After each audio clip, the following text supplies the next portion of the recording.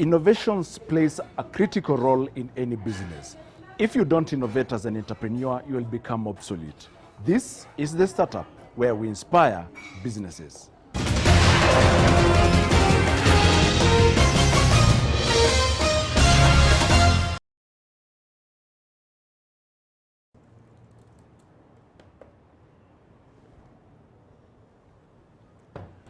In today's episode, we meet a young entrepreneur, Sylvia Mora.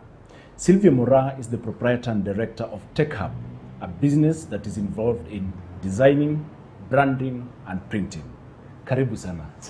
Thank you. Yeah. What is Techhub all about? Techhub, we have the group of companies. So we have Techhub Services and Techhub Holding, which has 4 trade names. So it's an umbrella. It all originated from Techhub Services. From my passion as an artist, then obviously with time, digital era comes in, and I took up to graphic design. And from that, I found myself in the printing industry, and it became something that I was interested in doing. So I found my niche in that area. I can design, and that was going to be the plus for it. Because if you're a designer and you're able to understand the print industry, it makes your life very easy, because you give quality that can be used across. Mm-hmm. Now, the business, when was it started? 2011. 2011. Yes. So it's still a startup. You could say so, but when I was still working, we used to trade as Tripes Design Creative on the sidelines, like everyone does, hustle on the side. But I officially quit and rebranded in 2011 March. With how much capital did you start the business with? 400,000. 400,000. How did you get this amount of money, if you don't mind? I actually just approached my former boss. And I told him, I've worked for you, you know what I can do. Wow. And you know my capabilities, my strengths, my weaknesses. You've been in business longer, so you know more people. I have already a base, a client base. So I need a place, I need solidity. And I was not so good in taking risks. It was very risky at that moment, quitting my job. And he accepted, because I had worked for him and he knew what I could do. Wow. So you want to tell me your former employer is the one who granted you some capital to start your own business? Exactly. In exchange for some percentage, of course. Like every business, yeah. Oh, okay. So he has some stakes in this particular business? Yes. We just sold out a while back. But yeah, for the past 3 years, we've been partners. Yeah. Your professional background, and how is it related to the business that you're doing? Professionally, I've just been a designer through and through. From the time I remember how I knew how to hold a pencil, it was always drawing and drawing. But the thing was, at that point in time, it was not a profession that was so solid. It was either you're an architect or a doctor or whatnot. So I had it rough, especially explaining to my parents, I want to be a designer. And they're like, what the hell is that, you know? And they're like, no, we had a presentation in school, and I think that's where my heart is. First of all, finding a school for that was not so easy, because it was more of a Western thing. It wasn't here so much. And animation, at that time, that's when animation was starting. That's back in 2001, when we were in high school. We used to get career talks. So the principal of Mountain Tank had come to give us, the art students, a talk on what you can do, different areas. I'd already done my own research, because we're encouraged to do that before you do your final choosing of the subjects you're going to take. At least you know what you're strong at, what you want to do, and then from the various talks, that gives you the general guidance. And from there, that's when I was like, yeah, actually, these guys have what I'm looking for. Because 7 years in architecture, oh God, it wasn't happening. So I settled for graphic design, and I was more of I'm more of a realist, so it was an easier thing to do. Yeah. So you're so graphical. I am very graphical. You like perceiving things. I see it, I'll not forget. I can tell you, you'll tell me a company, I can't tell you where it is, but I can draw for you their logo. That's how bad it is. Techhub, the name Techhub. How did you come up with the name? At that time, in 2011, remember that's the time the techie stuff was coming up. Yeah, even the print industry was now going technological. That's the time the digital machines were coming in. So and it looked like, we wanted a broad name also that you can venture into IT at the same time. And we wanted to be different, yeah? Do not print this, print house, print what, that's very obvious. So Tech Hub is the tech side of the print, and we are the hub of all the technology. And that's why now we have the chance of using the same name and still expanding. Because we are also now in the other enterprises, you'll find we have the IT department, the events department. But the event section we want to focus on is the tech side of it. Currently, what are some of the services that you're offering? We have the print department of the Techhub services, where we do a lot of print consultants. We have printing machines in-house, a few. We actually, if you have the old school reel or photo, you give it to us, we'll pass it through one of our machines and you'll get the digital version of it. You see, that's the digi part of it. Yeah, and we also like branding, when you're looking at the CDs, everyone is just stick something on it. We print directly onto the CD. This is a small machine that can do it, and we have another one downstairs. And we also do the duplication also. So that's the print management. We also do bulk stuff, like calendars at this moment, end of year, office stationaries, all that we do. And then we work in partnership. You also have to be smart in business. At my age, I cannot get 20M to invest in the machines. So yeah, we But it can be possible. It is. I'm not saying it's impossible, but you have to look at what is your passion. I'd rather sit and manage from where I am than having an entire go down of machines. The stress that comes with it is not pretty. Let someone else have that. For me, we'll just come, we have a deal, you're part of our group, fine. So our job comes, it's priority. So most of the time you tell me you want something by tomorrow, I can deliver it by tomorrow because I have that cordial relationship with the printer. If you walk in, the rate you get won't be the same rate I get. Because you see, I'm like part of their team. I'm like their sales team. So we work together as a team. So I'll walk to them and I'll say, I need this job by this. These are the specifications of what it's going to be. And yeah, it's a better way of dealing, if you ask me. Wow. I met you some time back organizing a very powerful event. Oh. Is it part of services that you're doing at Techhub? You see, when you're doing an event, print is always part of that. You have to think how you're going to brand it. Yeah, that's where creations and the tech events come from under the group. That's how we ended up diversifying. We were branding an event in Diani. It was an African event for the Rotary. Wow. Yes. I was there. It was a wow. It was awesome. We were actually, we even have a clip we posted just a while back from the Secretary General to the President, the best branded ever in history of Rotary.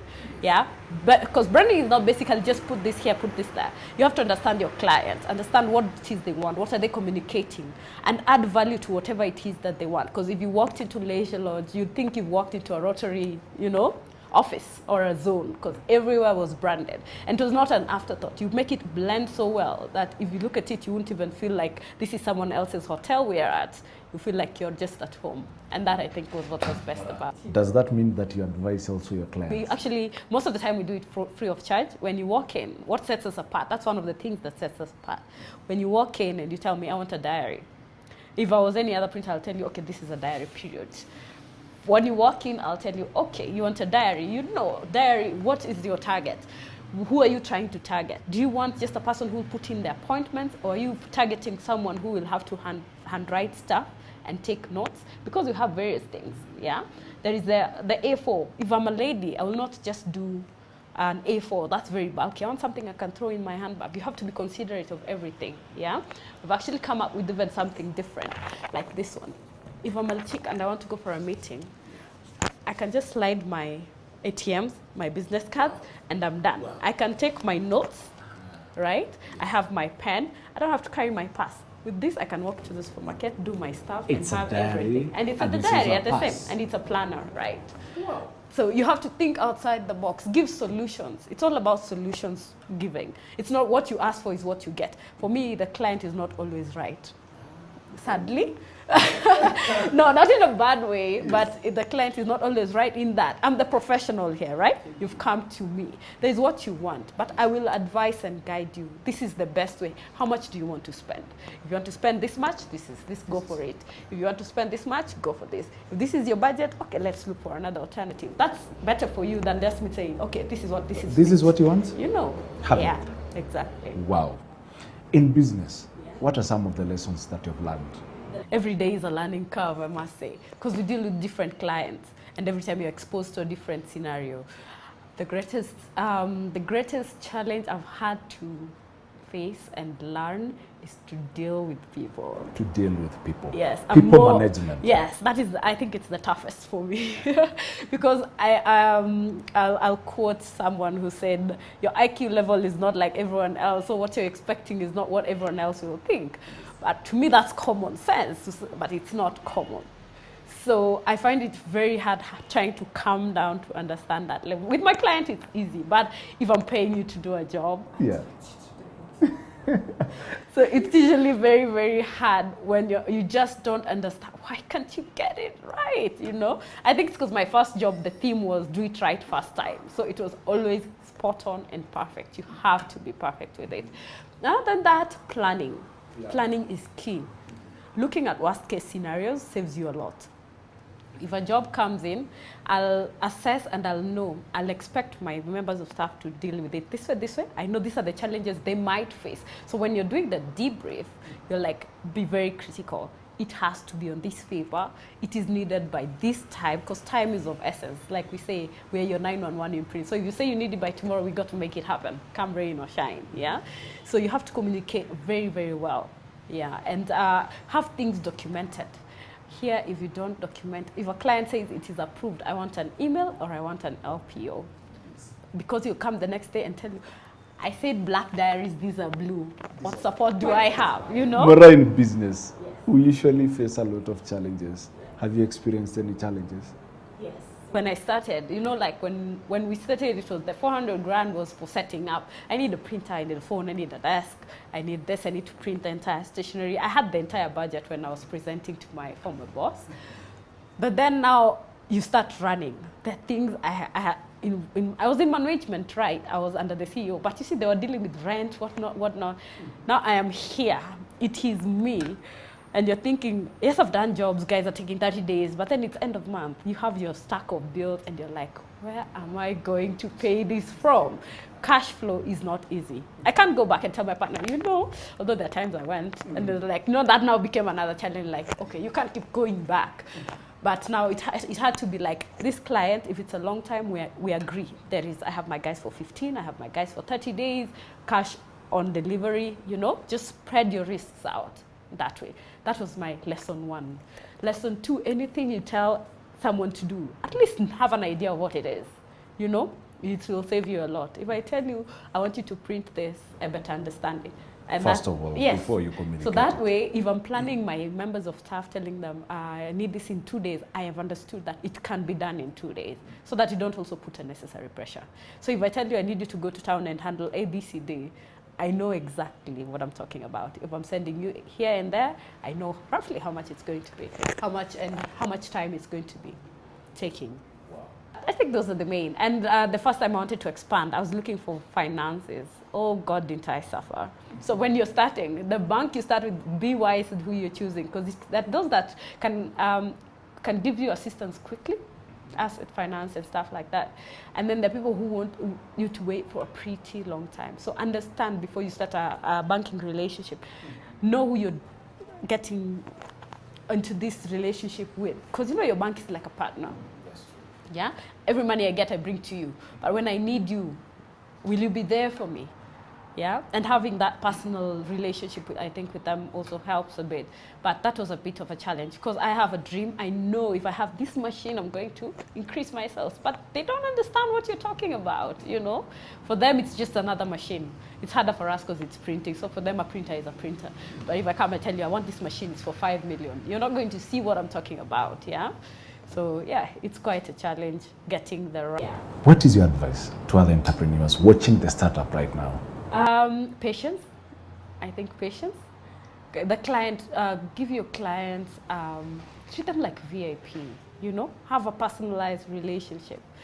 And if you promise something, just keep your word. It's the least you can do. That's why you came and you went to look for work, so you better be ready to work. Hard work is part of it. When I see Techhub Holdings, what is the future for the company? Techhub. We will be so in your face by the time we are done with this expansion plan. Yeah. For now, we have just actually launched Holdings right behind. Under Holdings, we have Techhub Creations and we have Techhub Enterprises where we want to venture into IT. Creation speaks for itself. It's advertising and branding. Yeah.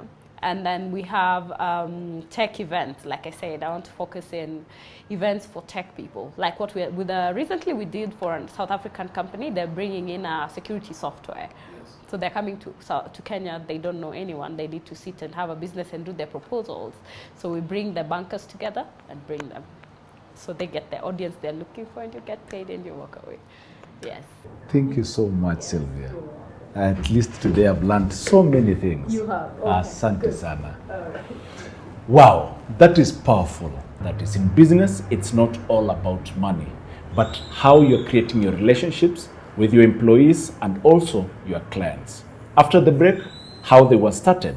Then later on, we'll be joined by Dr. Manu Chandaria to give us insights for any growing startup.